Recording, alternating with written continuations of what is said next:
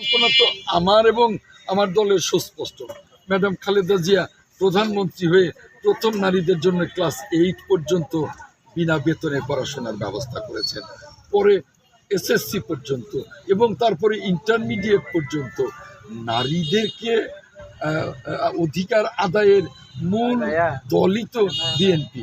আমাদের বিএনপির প্রতিষ্ঠাতা শহীদ রাষ্ট্রপতি জিয়াউর রহমান এ দেশে গার্মেন্টস শিল্পের উনি উদ্যোক্তা, এবং সেই গার্মেন্টস শিল্পে এখন কোটি কোটি নারীরা কাজ করছেন।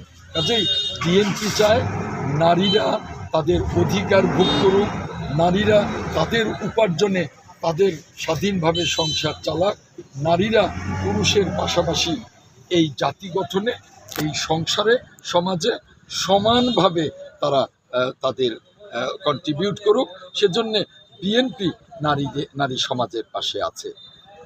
গণভোট নিয়ে আপনার